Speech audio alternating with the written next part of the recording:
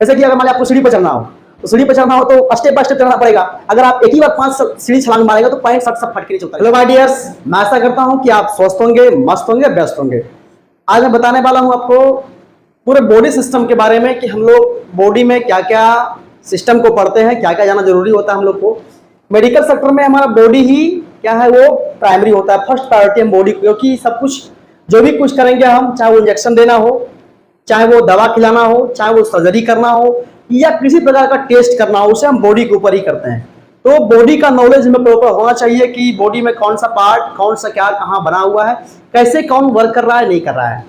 तो anatomy and physiology दोनों को आज हम डिस्कस करेंगे। एनाटॉमी क्या है कि it is the study of the body organs structure, यानी structure of the body organs. Body का जो ऑर्गन्स होता है उसका स्ट्रक्चर के बारे में पढ़ेंगे हम लोग।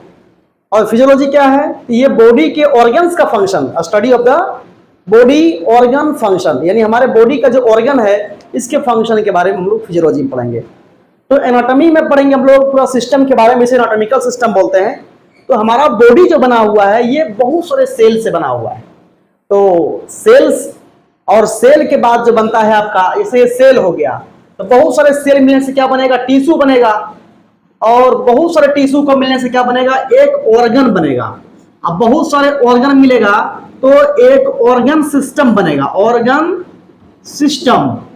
और बहुत सारा ऑर्गन सिस्टम मिलने के बाद क्या बनता है, एक बॉडी का निर्माण होता है, समझ गए।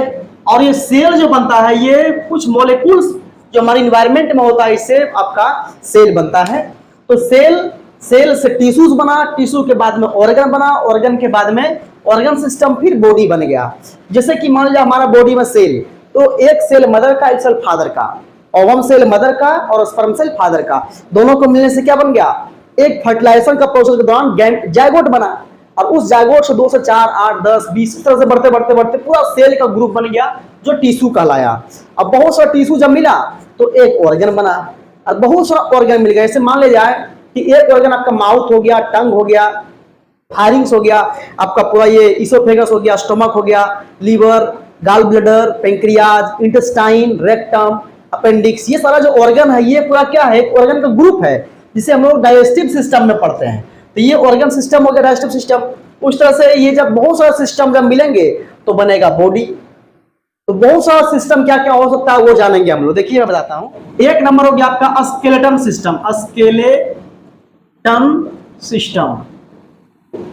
इस सिस्टम का मतलब होता है कंकाल तंत्र, वैसा सिस्टम जिसमें कि हम लोग स्केलेटन के बारे में पढ़ते हैं, जो आपको फिगर पर दिखाई पड़ रहा है। और इस स्केलेटन में होता है बोन, ज्वाइंट्स होते हैं, लिगामेंट, टेंडन, कार्टिलेज, ठीक है। ये सारा जो स्ट्रक्चर जो प्रेजेंट होता है वो स्केलेटन सिस्टम में होता है। स्केलेटन सिस्टम क्या करता है, ये बॉडी के फ्रेमवर्क, ढांचा का निर्माण करता है। उसके बाद फिर हम लोग इसमें आगे मसल्स वगैरह का जो अटैचमेंट करवाएंगे। तो ये जो स्केलेटन सिस्टम है इसमें हम लोग स्पेशली बोन के बारे में पढ़ेंगे और ज्वाइंट के बारे में पढ़ेंगे। अगला जो सिस्टम है मस्कुलर सिस्टम। मस्कुलर सिस्टम यानी कि क्या, मांसपेशी तंत्र। इसमें हम लोग मसल्स के बारे में पढ़ेंगे, कौन सा मसल्स कहां पर होता है, नहीं होता है, क्या किस मसल्स का फंक्शन है, तो ये मस्कुलर सिस्टम में हम लोग पढ़ते हैं। तीसरा नंबर हो गया आपका कार्डियोवास्कुलर सिस्टम, कार्डियोवास्कुलर सिस्टम। यानी इस सिस्टम में पढ़ेंगे हम लोग कि हमारा हार्ट और वेसल्स, ब्लड वेसल्स जैसे कि आर्टरी, वेन हो गया, तो हार्ट हमारा कैसे वर्क कर रहा है, किस जगह पर प्रेजेंट है, हार्ट का क्या काम होता है, और हार्ट में कितने चैम्बर्स, कैसे स्ट्रक्चर बना हुआ वो पढ़ेंगे। और वास्कुलर यानी कि वेन, यानी कि आर्टरी या वेन, ठीक है। तो उसमें पढ़ेंगे हम लोग ब्लड सप्लाई कहां से कहां आता है। तो कार्डियोवास्कुलर सिस्टम में हम लोग पढ़ेंगे हृदय यानी हार्ट और ब्लड वेसल्स के बारे में। अगला जो पॉइंट्स है चौथा नंबर, इसमें आता है रेस्पिरेटरी सिस्टम, रेस्पिरेटरी सिस्टम। यानी इस सिस्टम में हम लोग पढ़ेंगे रेस्पिरेशन से रिलेटेड, जैसे कि आपका लंग्स हो गया, नोज हो गया, ट्रैकिया, आपका bronchi, bronchiole, alveoli, लैरिंग्स, nail cavities, इसमें रेस्पिरेटरी सिस्टम यानी कि वैसा सिस्टम इसमें कि सांस लेने के काम में आए ऑर्गन्स, उस ऑर्गन का स्ट्रक्चर को हम लोग रेस्पिरेटरी सिस्टम में पढ़ेंगे। इसका मतलब श्वसन तंत्र होता है। पांचवा नंबर में डाइजेस्टिव सिस्टम, वैसा सिस्टम इसमें हम लोग पढ़ेंगे डाइजेशन के बारे में, कि खाना खाने के बाद वो कैसे काम कर रहा है, कौन सा ऑर्गन कहाँ पर है, जैसे कि लीवर है, पेंक्रियाज, गॉल ब्लैडर है, माउथ में टंग, सलाइवरी ग्लैंड्स, और भी आपका अंदर में जाएंगे तो फायरिंग्स मिलेगा, फिर इसोफेगस, तो फिगर में आपको दिखाई पड़ रहा है। ये सारा ऑर्गन्स जो होते हैं ये आपका डाइजेस्टिव सिस्टम के अंतर्गत रहता है। छठा नंबर में हो गया आपका एक्सक्रीटरी सिस्टम, EX।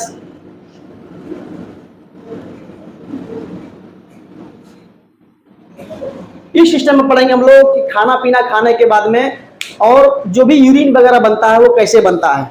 इसमें पढ़ेंगे हम लोग किडनी के बारे में, यूरेटर के बारे में, यूरेथ्रा के बारे में और यूरिनरी ब्लैडर के बारे में, कि यूरिन का फॉर्मेशन कैसे होता है और ब्लड का फिल्ट्रेशन कैसे होता है। ये सब हम लोग एक्सक्रीटरी सिस्टम के अंतर्गत पढ़ेंगे। इसका मतलब होता है उत्सर्जन तंत्र। आगे 7वां नंबर में पढ़ेंगे हम लोग रिप्रोडक्टिव सिस्टम, यानी प्रजनन तंत्र, वैसा तंत्र जिसमें कि हम लोग प्रजनन के बारे में पढ़ते हैं, यानी कि कैसे जीव एक दूसरे जीव से संपर्क करने के बाद वह नए जीव का उत्पत्ति कराता हो। इसमें आगे चलकर 2 भाग में बटेगा, मेल रिप्रोडक्टिव सिस्टम अलग, फीमेल रिप्रोडक्टिव सिस्टम अलग। दोनों सिस्टम का जो ऑर्गन्स होता है वो अलग अलग होगा। मेल के लिए जैसे हो गया जो फिगर में दिखाई पड़ रहा है, जैसे कि scrotum, testis, penis, vas deferens, epididymis, prostate gland, ejaculatory duct, spermatic cord. तो ये सारी जो ग्लैंड ऑर्गन्स है ये सब आपका मेल का रिप्रोडक्टिव सिस्टम का हो गया। फीमेल का ऐसे हो गया ovary, fallopian tube, uterus, vagina, ये सारी ऑर्गन्स जो आपका हो गया वो फीमेल रिप्रोडक्टिव सिस्टम का हो गया। और 8वां नंबर सिस्टम है ये आपका नर्वस सिस्टम। नर्वस सिस्टम का मतलब होता है तंत्रिका तंत्र, यानी इस सिस्टम में पढ़ेंगे हम लोग ब्रेन के बारे में, स्पाइनल कॉर्ड के बारे में और नर्व के बारे में। वो फिगर में आप देख रहे हैं। तो ब्रेन में कौन सा ऑर्गन कहां से क्या वर्क करता है नहीं करता है वो सब हम लोग नर्वस सिस्टम के अंतर्गत पढ़ते हैं। इसका मतलब होता है तंत्रिका तंत्र। आगे 9वां नंबर में है एंडोक्राइन सिस्टम।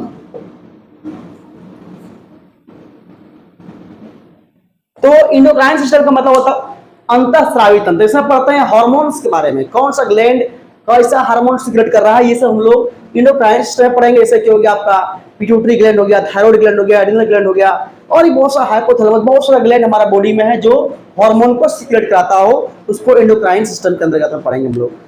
आगे 10वां नंबर में आपका लिम्फेटिक सिस्टम।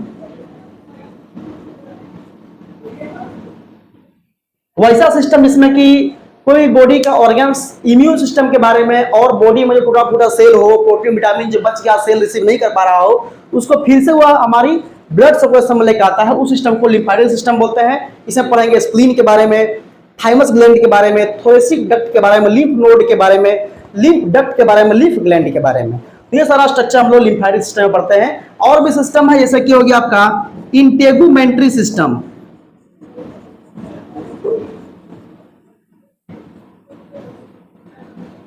इस सिस्टम में पढ़ेंगे हम लोग जो आउटर बॉडी पार्ट, जैसे कि हो गया आपका हेयर, नेल, स्किन, इसमें पढ़ेंगे हम लोग इंटेगुमेंट्री सिस्टम में हेयर, बाल, नेल, नाखून और स्किन, यानी कि हमारा स्किन, त्वचा। तो ये सारे स्ट्रक्चर हम लोग पढ़ेंगे इंटेगुमेंट। इस तरह से पूरा बॉडी में जितना भी ऑर्गन्स है ये सब हम इसी ऑर्गन्स, इसी सिस्टम के माध्यम से पूरे बॉडी ऑर्गन्स को पढ़ पाते हैं, उसको डीपली स्टडी कर पाते हैं। ऐसे तो बॉडी में बहुत सारे ऑर्गन है लेकिन उसको प्रॉपर तरीके से हम जान नहीं पाएंगे, लेकिन अगर हम सुटेबल तरीके से पढ़ेंगे इस तरह से तो हम पढ़ सकते हैं। जैसे कि अगर मान लिया आपको सीढ़ी पर चढ़ना हो तो सीढ़ी पर चढ़ना हो तो स्टेप बाय स्टेप चढ़ना पड़ेगा। अगर आप एक ही बार 5 सीढ़ी छलांग मारेंगे तो पैंट शर्ट सब फट के नीचे उतर जाएगा, तो किसी प्रॉब्लम होने लगेगा। इसलिए अगर आपको एनाटॉमी और फिजियोलॉजी खत्म करना हो तो आपको सुटेबल तरीके से, सिस्टमेटिक तरीके से पढ़ना पड़ेगा, तब जाके वो कहीं आप पोजीशन में पहुंच पाएंगे। ऐसे सोचिएगा लंबा स्टेप मारने के लिए तो फिर दिक्कत है, फिर आपको नॉलेज वो नहीं आ पाएगा। ऐसे इसका ट्रिक बहुत लोग बताता है। ट्रिक क्या है इसका?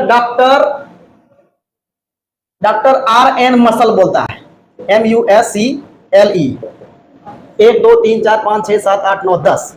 D for digestive system, R for reproductive system, R for respiratory system, N for nervous system, M for muscular system और U फॉर यूरिनरी सिस्टम, जिसको एक्सक्रीटरी सिस्टम लिखा हुआ है, और S फॉर हो गया आपका skeleton system, C for cardiovascular system, L for lymphatic system और E फॉर एंडोक्राइन सिस्टम। ये पूरा ट्रिक हो गया डॉक्टर RN मसल। तो इस तरह से ट्रिक पर भी आप जो है इस एनाटॉमी के पूरा सिस्टम को आप पढ़ सकते हैं। आपको जानकारी समझ में आई होगी। और भी कोई तरह का दिक्कत हो, कुछ क्वेश्चन पूछना चाहते हैं तो आप मेरे कमेंट बॉक्स में लिख के भेजिए। और अच्छा लगा तो लाइक करिए, लाइक करने से थोड़ा अप्रिसिएशन बनता है। ठीक है, तो आपका दिन शुभ हो, मंगलमय हो। बहुत बहुत धन्यवाद।